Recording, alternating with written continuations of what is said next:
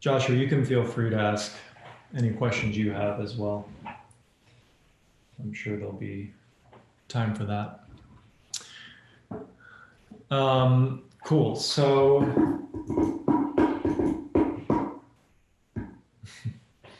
let's get started. So thanks for joining. Way this works, as everybody knows, I think, QA button. You have some questions, put them there. If you have something you want to have a conversation about, you can ping me in the chat and I can unmute your mic.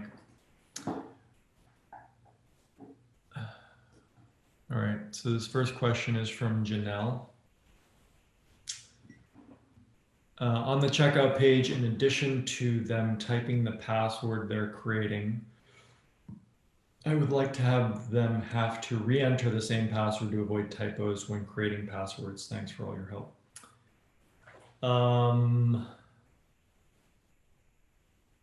That's not something that MemberMouse offers. So if you want to do that, it's going to be some custom JavaScript situation. So if you or your team is the kind of people who have the capability to do that, me just saying that should guide you to the solution. If you or your team are not the type of people who know how to do that, then there's really nothing that can be done about it right now. Okay, so this next question is from Rachel. Can you add phone number as a required field to all checkout pages and also add referred by to any of the checkout pages for the membership plans? Phone number, you can, okay, so essentially you're asking how to add fields to the checkout form that are not part of the default or aren't currently present. So on my dev site here, if we look at my checkout form, I'm currently collecting phone number here. So if we look at the page, the checkout page in MemberMouse,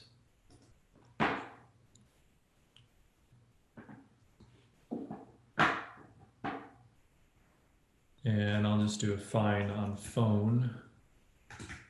So this is how we are adding the phone number. You can get this text from our support site and just search for checkout form template. But basically, this is all you need to add in between the form smart tag, opening and closing tags. And you'll see that there is a required false attribute, which if I set this to true, then MemberMouse will ensure that the person has to fill it out. If it's false, then it's optional. So that's how you control whether or not this is required or not. As far as the referred by field, I'll just keep this page open. I'll open up another tab.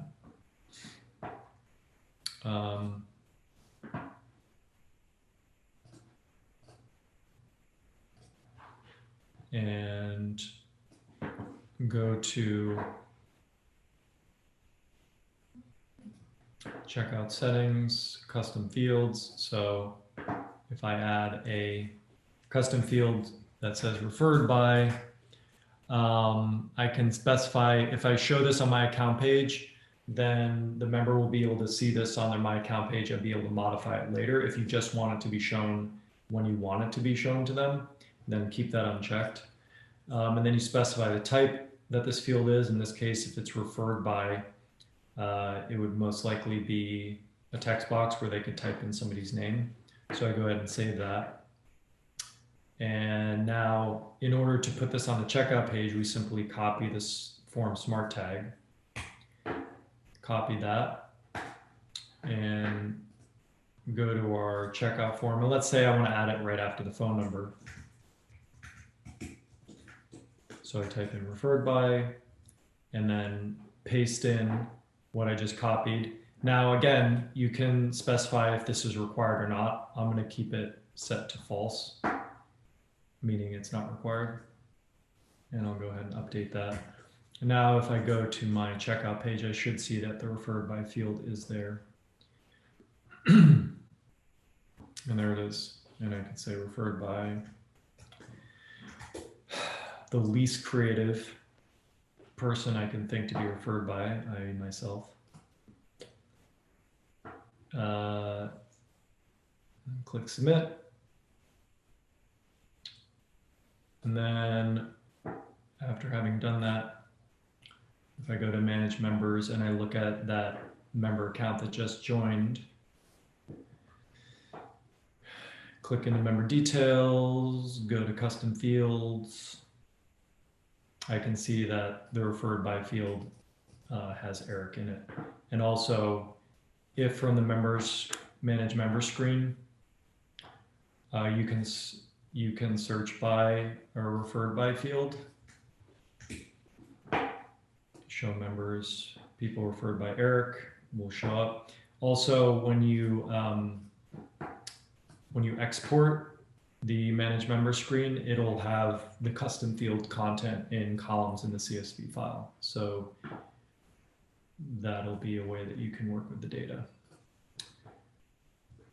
All right, so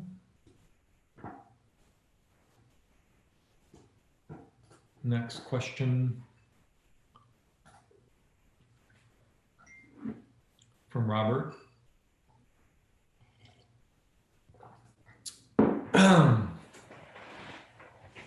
What are the ways that I can protect content and how do I make a page public? Cindy, do you think that there's anything that I can add here other than, I mean, I feel like we've done a great job in our existing videos that show how to protect content. And I know I've answered this question in office hours before. Is there, so really I'm like, well, here are some videos that show you exactly how to do that would be the most efficient way to answer this question. Do you think there's something worth covering in specific detail now? Yeah, so this, am I sharing my screen? Yes. So this article basically goes over,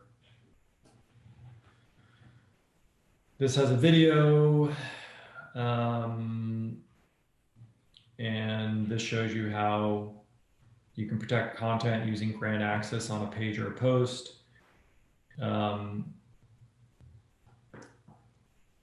You can really, these additional tips should be at the top of the article, probably because there's really 3 different ways you can protect content, and they're equally good. So this isn't so much an additional tip as really just, there's 3 different ways you can protect content. One is you can use the drip content schedule. The other is you can protect posts by page or categories. And the other is you can protect content based on membership level or bundle on a page itself, which really, yeah. So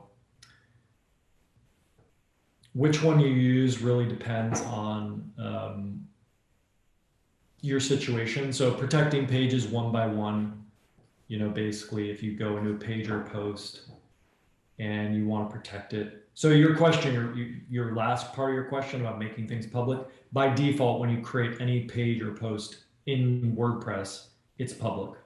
Unless you specifically protect it using MemberMouse, it's public and available to everybody. Right, so there's really nothing you need to do to make it public except to not protect it. But yeah, so if I click into any page or post in MemberMouse, I can always protect it using grant access. Now, this is fine if you, if you're only doing this every once in a while, that's fine.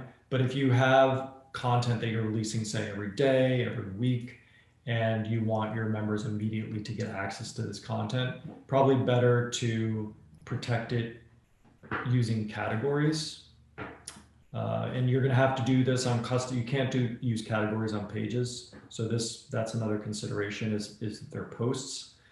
So when you're creating posts, you can have them be a part of a specific category. So you can see here, there's 3 posts in the Mike Tyson category. That makes it easy for me to, when I want to protect content across the board, I'll have a bundle, right, that says I have 3 different bundles that are for Mike Tyson. So all of these bundles are going to get access to the Mike Tyson stuff, right? So if I was doing it page by page for each one of these bundles, I would have to go into each post for Mike Tyson. I would have to click the grant access button, and assign access to each one of these 3 bundles from that place, which could take a long time, especially if you have to do it week after week.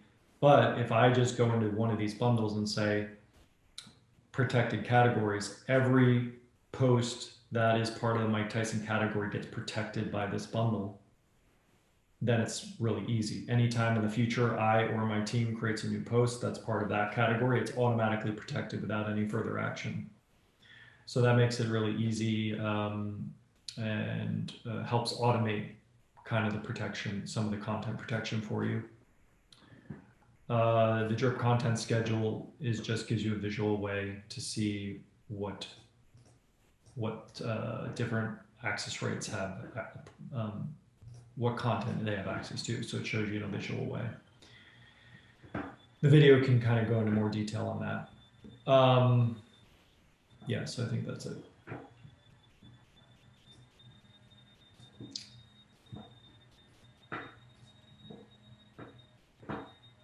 Okay. Let me just stop sharing for a second. So this next question is from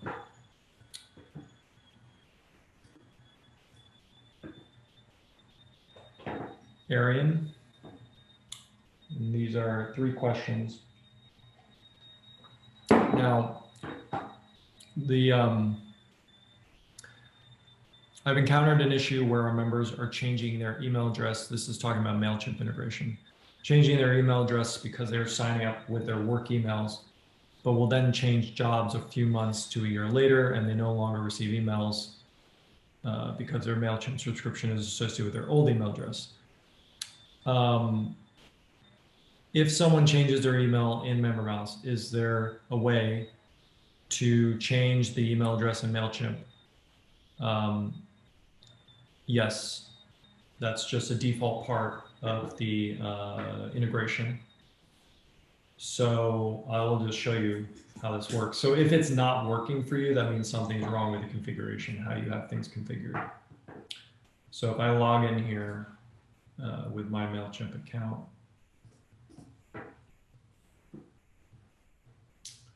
go to my audiences, view all contacts. So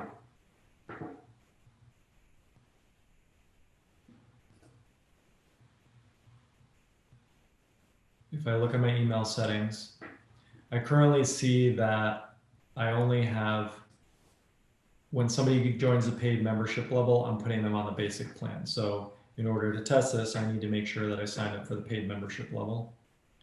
So I go to membership levels and then copy a purchase link for the paid membership. Copy that, go into new browser window, buy that product.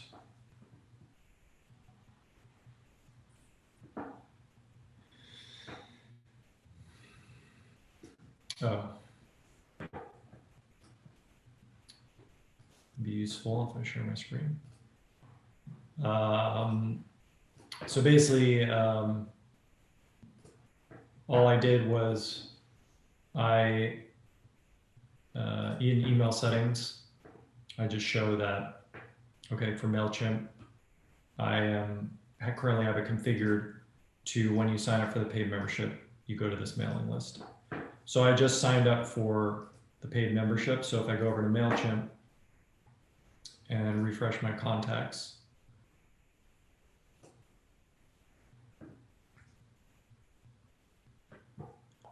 I see that new member was added. So the latest member is this one, Eric Turnison 304, and I can see that here. So now you're talking about, okay, what if somebody changes their email address? Well, I'll just go ahead and change my email address and put like a 5 after this. So Eric Turnison 5, update that member.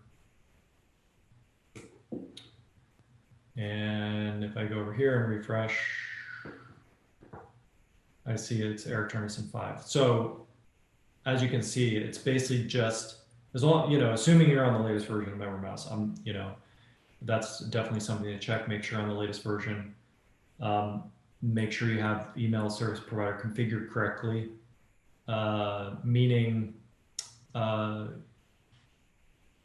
you have it hooked up to the appropriate mailing lists in MailChimp. And if you have that all configured correctly, as you can see, it definitely updates the email address in MemberMouse. And of course, whatever triggers the email address change, like obviously the person changing their email address will need to be doing it through a MemberMouse form, either the My Account page, through the admin backend, as I just did here, where I just manually updated it here. Like, it's not going to work if you just go into WordPress and change the email address on the user, because that now you're outside of MemberMouse, so therefore MemberMouse will have no knowledge that that changed.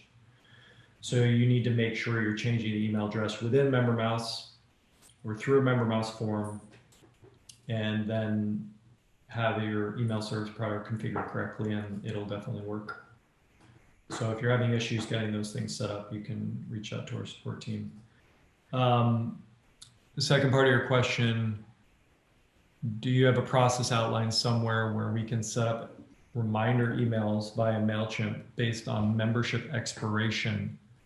I'm coming into existing instance of MemberMouse for client, and I see that somehow one of their MailChimp audiences has an expiration date field and an automation for reminder emails, but I don't see that on their primary membership list that they are using, and I need to get that added. I see a birthday field labeled expiration date with a format set to month, date.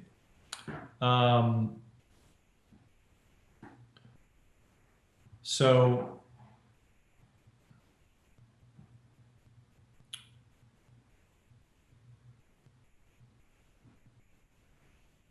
let me just check something real quick here. I'm gonna do something.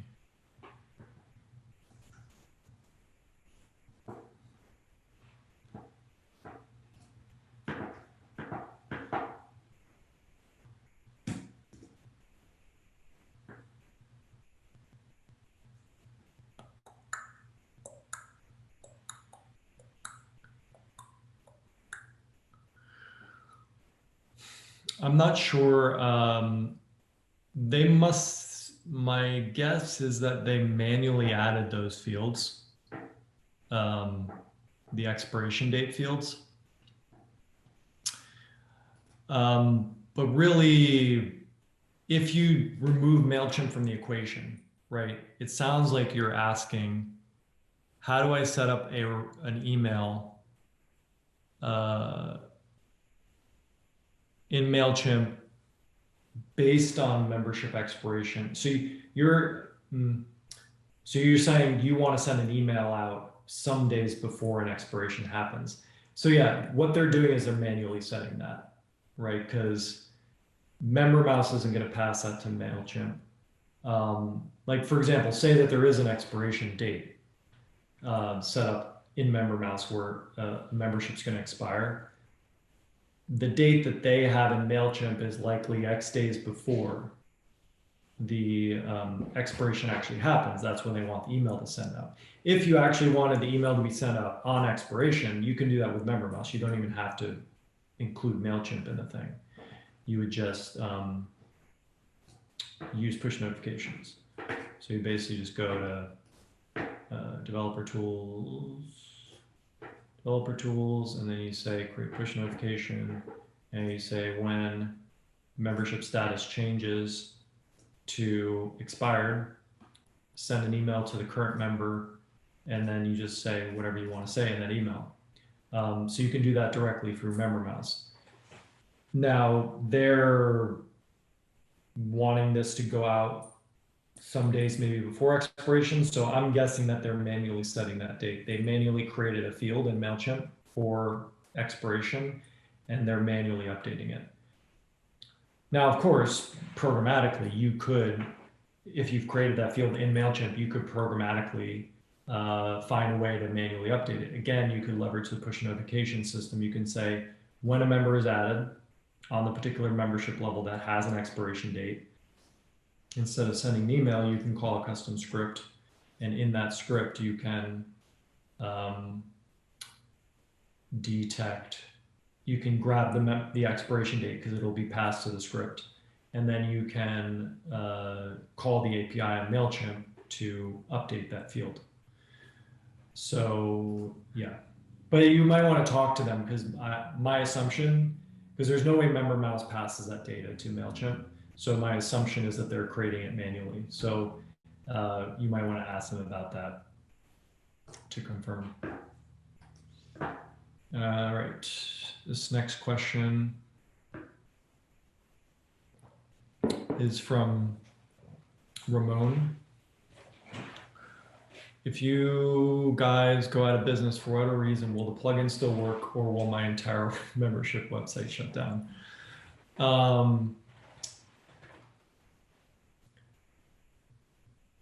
The easy answer to that is, well, you know, no, the plugin, well, it's hard to say, like, it's right. It's like, if the world ends, ... then will my whatever still work? So it's like, how do you answer that question? So I guess really the fundamental part of your question is, are you guys planning on going out of business? You know, so I don't know if anybody ever plans to go out of business unless you're like you're a carpet store. Apparently, those guys are always going out of business. Like, you know, I remember growing up, there was a carpet seller on the corner, like, you know, you see 75% off, everything must go, like, we're going out of business. And then I was, you know, 6 years old at that time. And then when I was 10, they were still going out of business. And then when I was high school, they were still going out of business. So anyway, unless you're a carpet dealer, you don't plan on going out of business. It's more of a, it seems like more of a catastrophic thing. So, you know, it's a legitimate question. Like, I can appreciate the concern. All I can say really is to, you know, we've been around for 10 years at this point, 11 years, 2009 basically. And we have a team of people who work for the company, and we all take pride in what we're doing. We have thousands of customers. We have millions of members who are supported by the platform. If we did one day decide to pull the plug on everything, yes, your plugin would not work. But you know, that would be irresponsible, right? I'm the CEO of the company. I can tell you, if for whatever reason circumstances come to pass that you know, we have to close the doors, there would be some sort of plan to not destroy people's businesses as a result of that, you know. So anyway, hopefully that answers your question.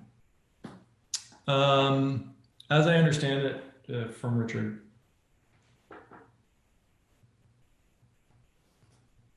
if I cancel my subscription to MemberMouse, the plugin will stop working, and it's linked to my MemberMouse account. So if you do go out of business, won't the same apply?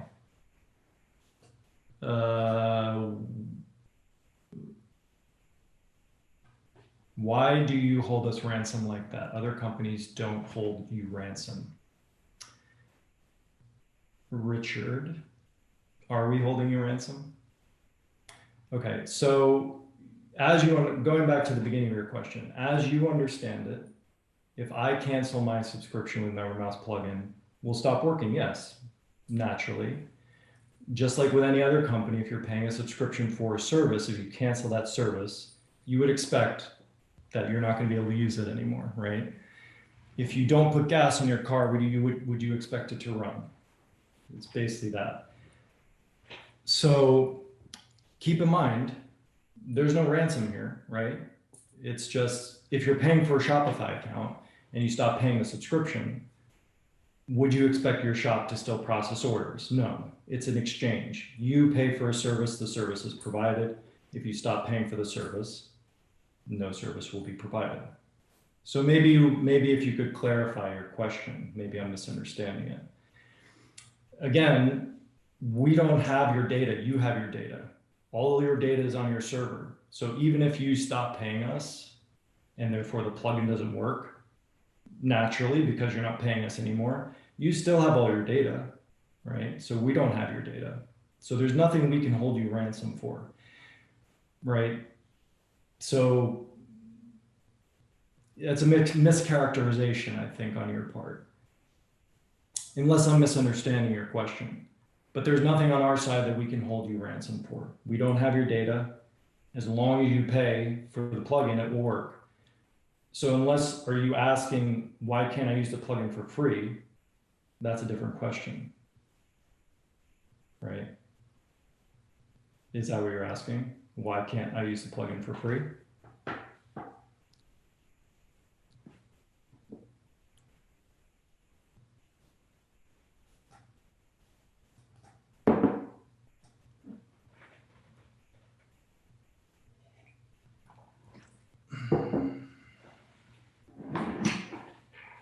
It's not really a SaaS plugin as I'm hosting it and all the data. Let's take a step back. Let's take a step back. What is it that you're trying to accomplish? If you use any product or service, the idea is that you want to accomplish something. If you could accomplish that thing without the service, then we wouldn't even be having this conversation. You wouldn't even be here. You wouldn't look for something like MemberMouse. So is there an expectation that you're looking for MemberMouse to provide something? It provides it, it helps you with that thing, and it does it well. Is the expectation that you shouldn't pay for that? Is that what you're asking? So I think we might need to have a conversation about this, Richard.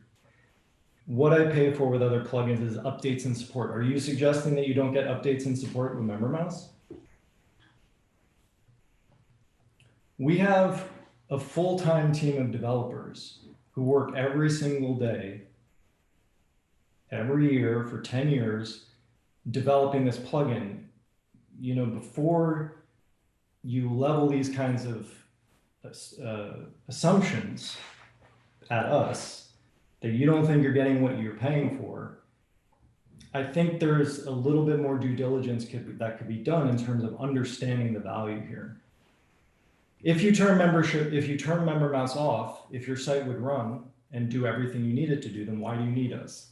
But if you need MemberMouse on in order to run your website, then that equates to value. Now, are you suggesting that the value provided, I think this is a common misconception that people can have. If something continues to work, then they think that no work is being done. But you have absolutely no idea, no comprehension of what it takes to make sure that this plugin continues to run without interruption. You don't see the fact that, especially in these last years, the GDPR stuff, the SCA stuff, you don't see the fact that every time that one of these things comes out, we have to implement code into the plugin to ensure that the Stripe integration is still giving the top level of compliance required. Do you look at the release notes every time we do a MemberMouse release? Do you actually see the amount of work that goes into it? The fact that your stuff continues to run and doesn't have issues is the result of our work and the result of our support, right?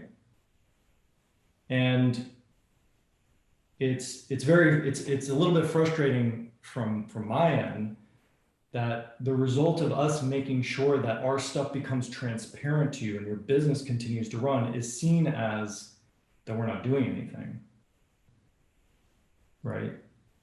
You know, so there's a number of angles that I could speak to this on. I could speak to it as you're asking me, you're a customer of MemberMouse and I'm the CEO of MemberMouse.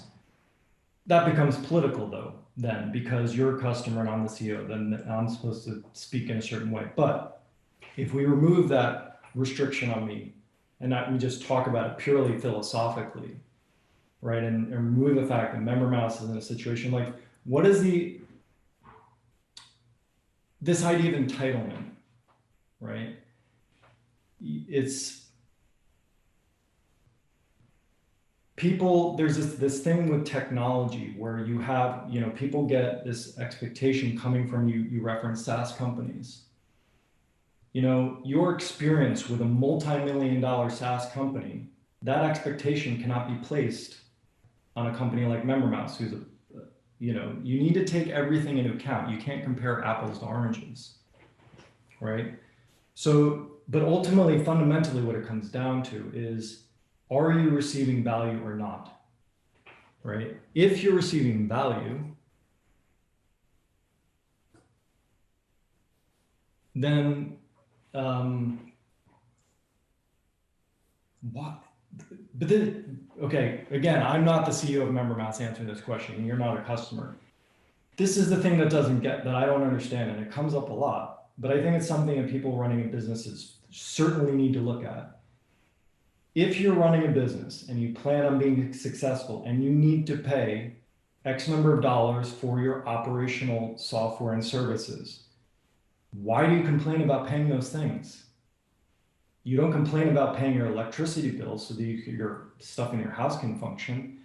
But people, because things are more abstract these days and software are things to run, like we don't necessarily put the same value on them. We're like, oh, why am I paying this monthly fee for this thing, you know, that helps me run my entire business, right? It doesn't make any sense because it's like, if this thing is helping me collect money and make X number of $100 a month, X number of $1,000 a month, am I really going to complain about paying $20 a month? If I'm complaining about $20, $40, $50, $100 a month for something that powers my business, my focus is on the wrong thing as a business owner. I'm not calling up, you know, we pay a number of software vendors to power the things that MemberMouse needs to run our business. I'm not calling them up every month being like, why am I paying you? I know why I'm paying them. So the question is, if you don't understand why you're paying somebody, you know, you could ask, why am I paying you? That's a different question. But ultimately, the answer to why you're paying us or not comes down to your unique business case, you know. And I would be the first one to say, if I heard why you were using MemberMouse and I didn't think you need it, I would be the first one to tell you this isn't what you need, you know. So anyway, no worries, Richard. Like, I think that, you know, I'm saying these things, you know, it was initiated by your question, but I think that these are legitimate things that, you know, entrepreneurs in general, and it started with you, but, you know, I'm now speaking more generally. Like, I think I've seen this mentality. I'm not necessarily saying that this is your mentality, but people put the focus on the wrong thing. As entrepreneurs, we have to think that we're going to be successful. If we're starting down the road and questioning our vehicles that are going to get us there, it's like you're chewing on the rope that you're using to climb down, you know, the mountain.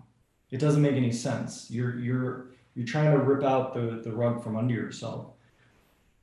Ultimately, businesses have expenses. And the way to make money is not to reduce the necessary expenses that we need. We need to have discernment about what expenses we take on, for sure.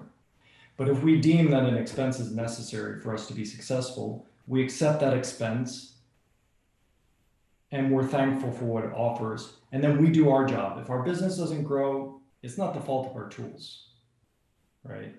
Ultimately, businesses can be successful with nothing You don't need anything. You don't need MemberMouse. You don't need anything. You just, listen to this podcast coming out with Miles Beckler where we talk about this. For businesses to be successful, it's consistency. It's putting value out there, connecting with your audience. Technology is not the solution to success. It's a tool to help you scale, really, and to help you accomplish more strategic initiatives that you're looking to do. Anyway, that's all I have to say about that.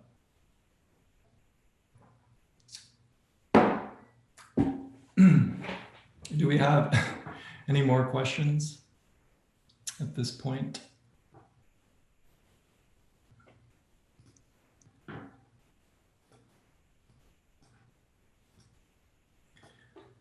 Cool. All right, well, appreciate you all joining and asking your questions. And I will see you next time.